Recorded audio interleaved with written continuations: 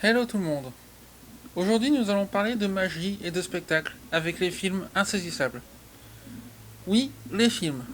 En effet, je vais parler des deux films afin de faire des liens entre les deux vidéos, histoire que cette vidéo soit un peu plus sympa. Dès le premier film, on nous présente les 4 cavaliers comme étant des justiciers modernes qui réalisent leur tour de passe-passe afin de décriminaliser des personnes malhonnêtes comme l'assureur Tressler du premier film.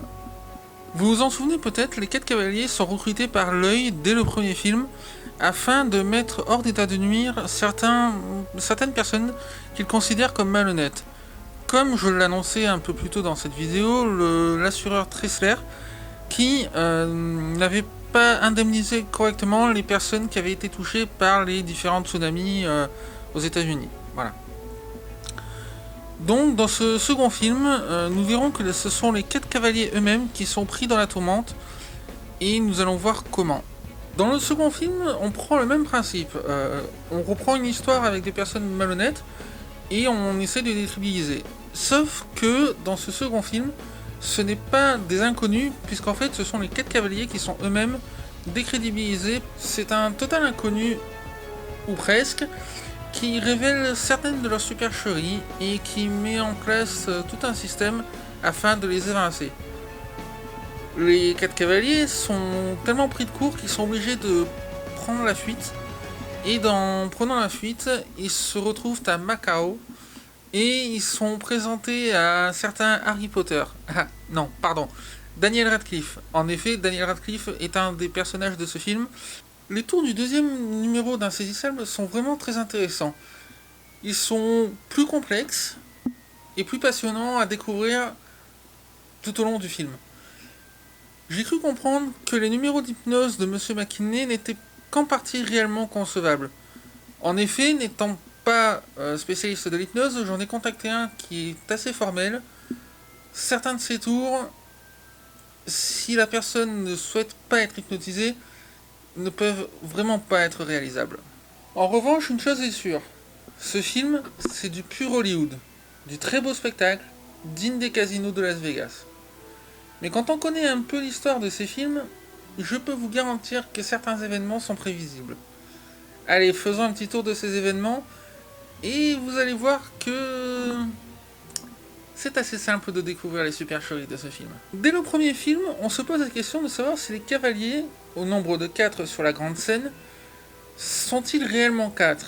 En effet, tout le long du film, le doute persiste, et notamment avec un certain monsieur Thaddeus, joué par Morgan Freeman, qui fait en sorte de bien enfoncer les 4 cavaliers.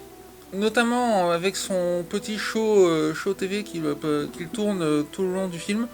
Et je pense que vous voyez de quoi je veux parler en disant que effectivement un 5e membre est effectivement présent. Le FBI se demande sans cesse qui peut être ce 5e membre. Y a-t-il réellement un 5e membre ? On le découvrira dans le numéro 2 de ce film. Toute l'histoire de Insaisissable tourne autour d'un certain Monsieur Shrek. Monsieur Shrek était un magicien à l'époque, il y a 20 ans, à peu près, 20-30 ans. Et ce monsieur se met dans un coffre avec des menottes et il doit sortir de ce coffre.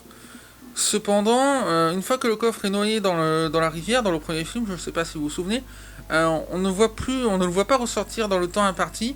On voit même Dylan qui compte le temps que son père lui avait dit. Et on le voit pas et il commence à s'inquiéter. Thaddeus, qui commence à critiquer auprès de la presse le tour de Monsieur Shrek, voit qu'il y a un problème. Mais on ne sait pas pourquoi il critique, enfin en tout cas pas maintenant. Et tout le long du film, tout est lié à Shrek. Bon, les 4 cavaliers ne savent pas que Dylan a un lien direct avec Shrek, ils ne savent même pas que c'est son fils. Et oui. Et la seule qui le découvre, c'est la flic d'Interpol qui est jouée par Mélanie Laurent, que bizarrement nous ne voyons pas dans ce second film. Qui pourtant jouait un rôle très intéressant, qui aurait pu être dans le numéro 2, mais visiblement non, il était pas présent. La seule autre personne qui découvre plus tard, et beaucoup plus tard même, qui est en réalité Dylan et quel est son lien avec Shrek, c'est Thaddeus, une fois qu'il est dans la cellule à la fin du film numéro 1, Et ils sont en train de discuter avec Dylan, et Dylan lui pose une question, et là, Thaddeus comprend qui est Dylan, quel est son lien avec Monsieur Shrike, et le pourquoi de tout ça. Pourquoi il a entendu 30 ans pour organiser son tour de passe-passe, pourquoi.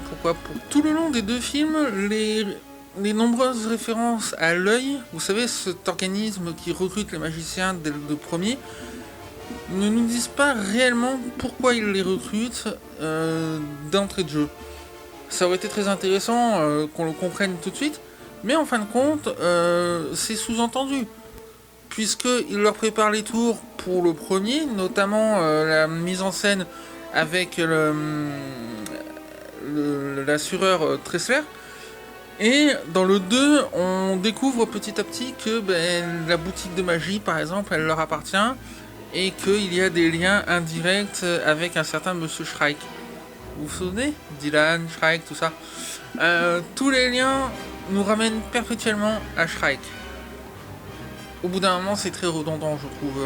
Mais c'est dans l'histoire et c'est tout à fait logique au final. Le principe même du numéro 2 d'Insaisissable est de maintenir une cohésion d'équipe afin que leur travail soit parfaitement synchrone pour réaliser des tours vraiment spectaculaires. Et je tiens à vraiment souligner ce fait car c'est très important dans ce numéro 2 qu'il soit soudé.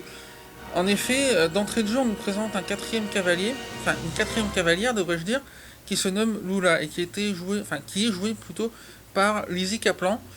Alors, il se trouve que cette quatrième cavalière est rejointe dès le départ en fait, et on nous explique que si elle rejoint les quatre cavaliers, c'est parce que l'ancienne, elle est sortie avec Daniel Atlas et que ça s'est mal passé tout simplement, et que du coup elle a quitté le groupe.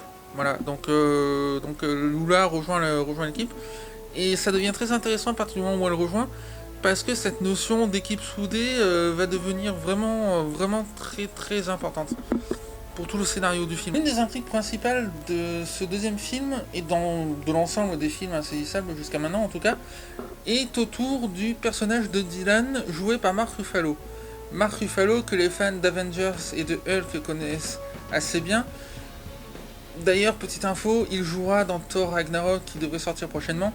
Interprète son personnage de Dylan d'une façon complètement différente dans ce deuxième film, puisque son rôle réel est mis à jour par, vous savez, le petit méchant du film qui n'est autre que Daniel Radcliffe.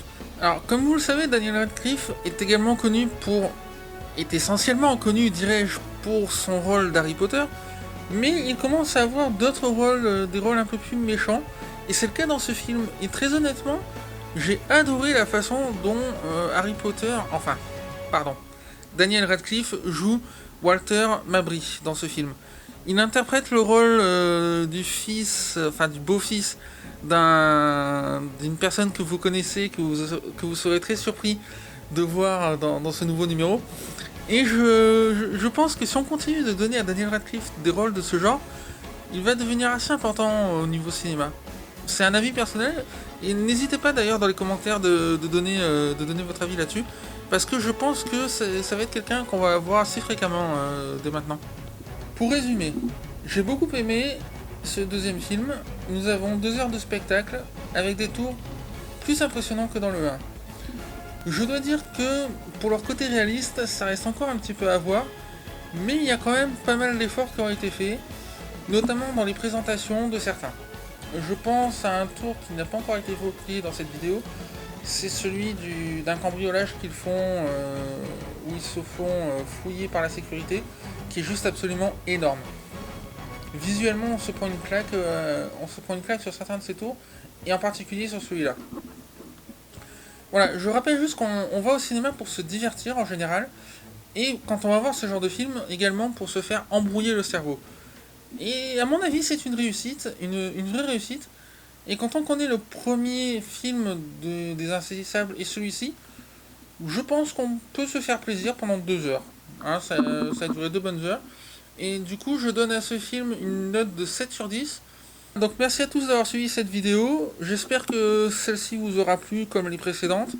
Et puis n'hésitez pas à vous abonner aux pages Facebook, Twitter et au compte YouTube. afin de suivre les prochaines vidéos. D'ici là, je vous dis bon film à tous et à très bientôt. Ciao ciao.